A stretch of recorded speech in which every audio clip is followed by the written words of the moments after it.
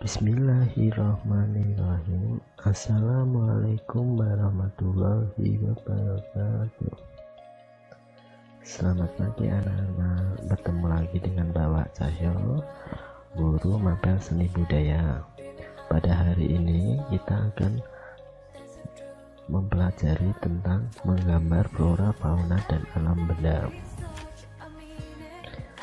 Berikut adalah peta konsep menggambar flora, fauna, dan alam benda.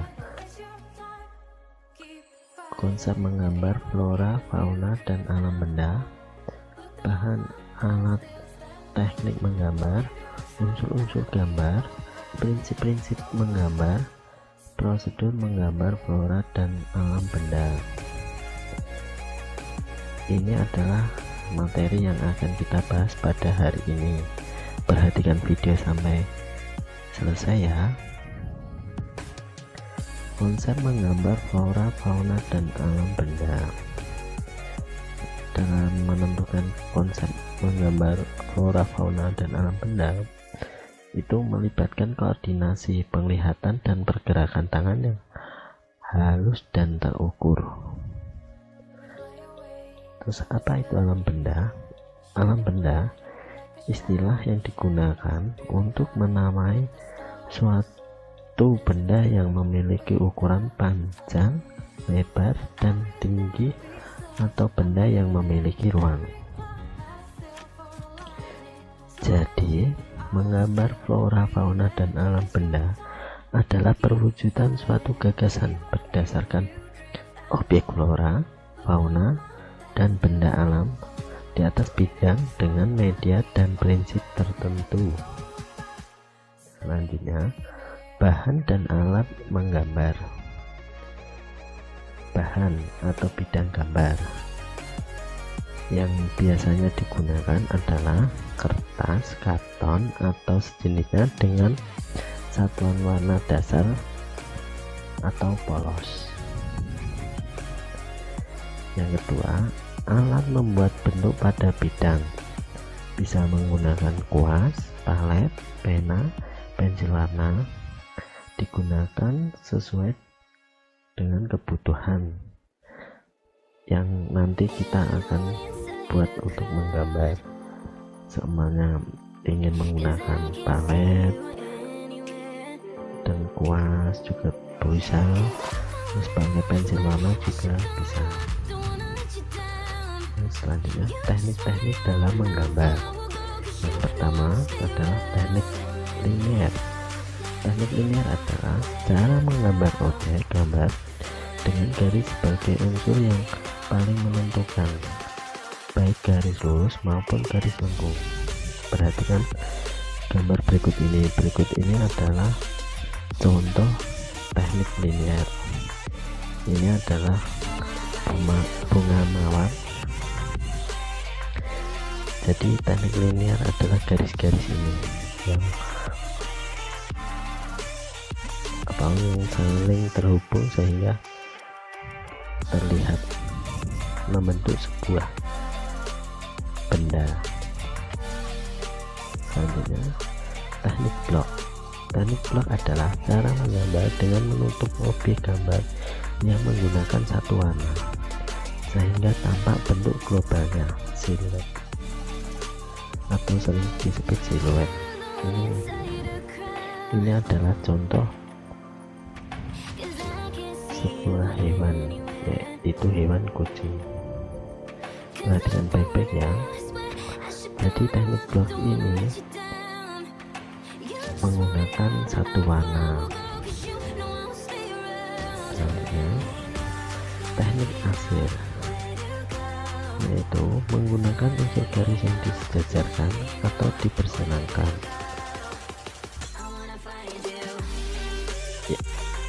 Biasanya pensil harus runcing dan digunakan dalam posisi tegak. Jadi dalam membuat asir yang seperti di gambar ini, pensil harus runcing dan biasanya di posisi tegak.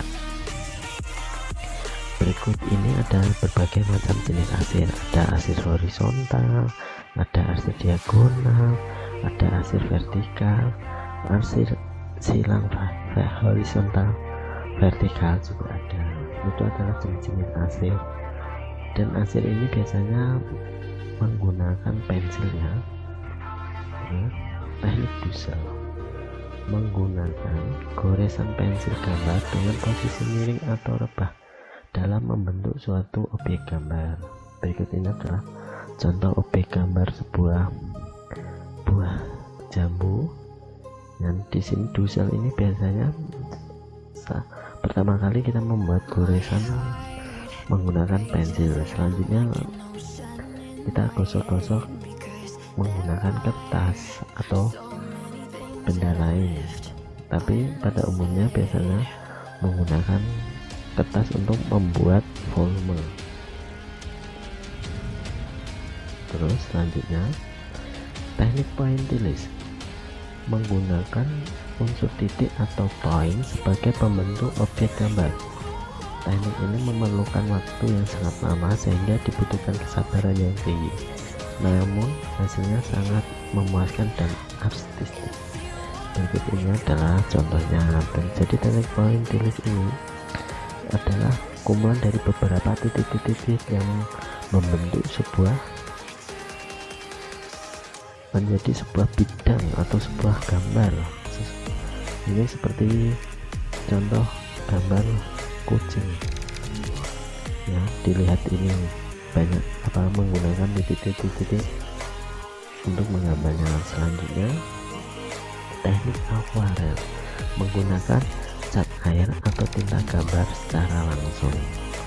Jadi teknik ini akuarel ini menggunakan cat air atau tinta gambar dalam pembuatannya. Berikut ini contoh gambar manusia, wajah manusia seseorang yang digambarkan dengan menggunakan teknik akuarel.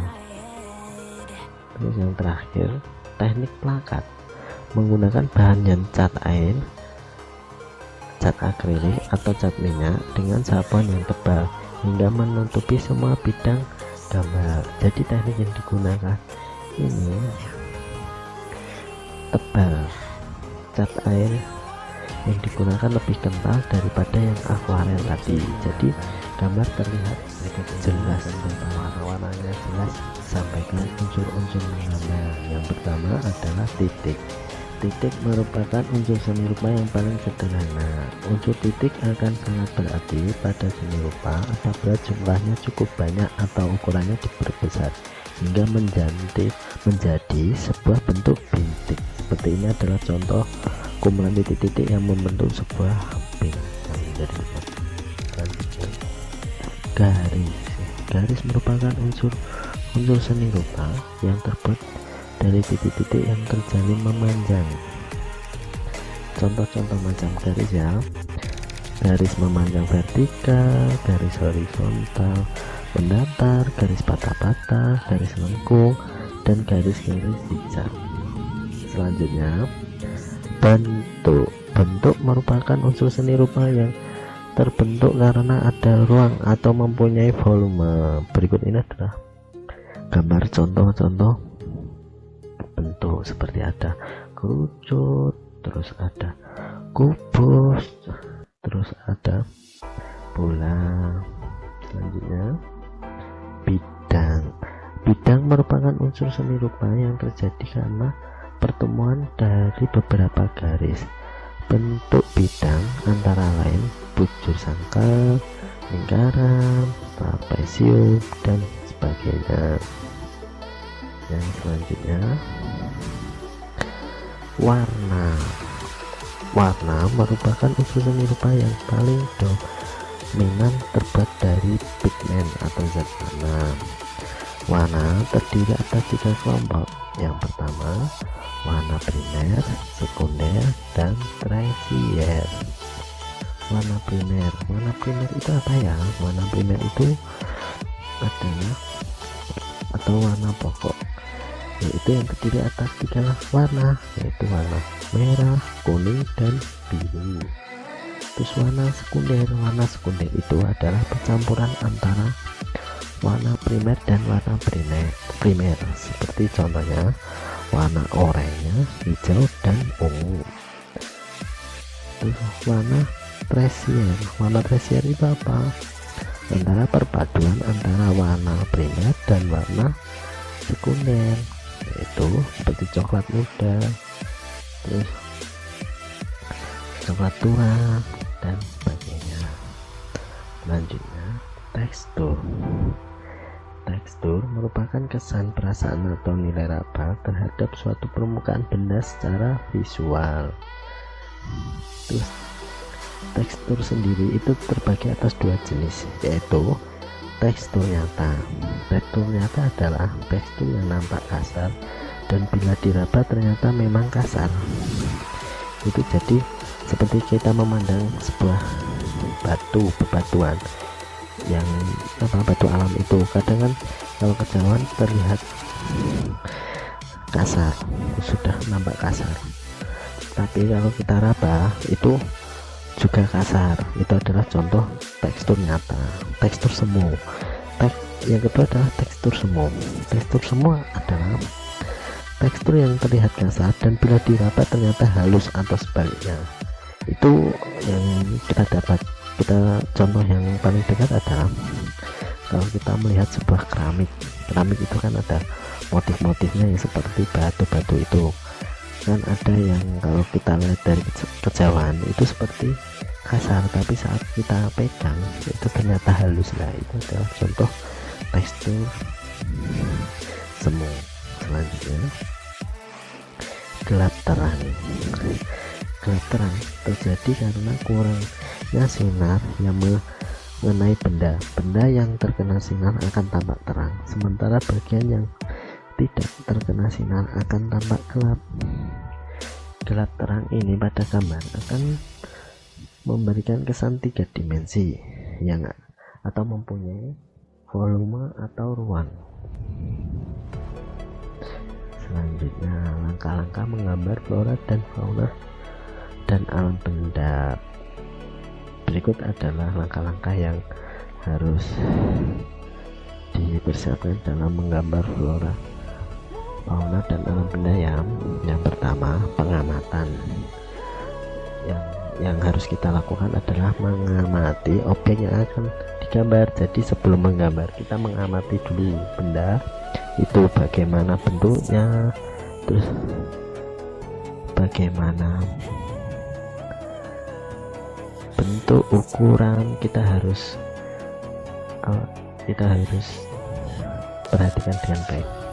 Selanjutnya pembuatan sketsa. Pembuatan sketsa itu dimulai dari bentuk globalnya, kemudian ke bagian-bagian detailnya. Jadi kalau membuat sketsa itu dimulai dari bentuk globalnya dulu, baru ke bagian-bagian yang detail. Selanjutnya pencahayaan atau gelap terang, yaitu membuat gelap terang pada sketsa gambar sesuai teknik yang dipilih dengan cara-cara bisa memberikan dengan teknik atau dengan cara arsir, busel, pointiris atau blok dengan memperhatikan detail-detailnya. Jadi kalau kita mau memberi arsiran atau memberi pewarnaan, atau kita harus memperhatikan detail-detail dari bagian itu.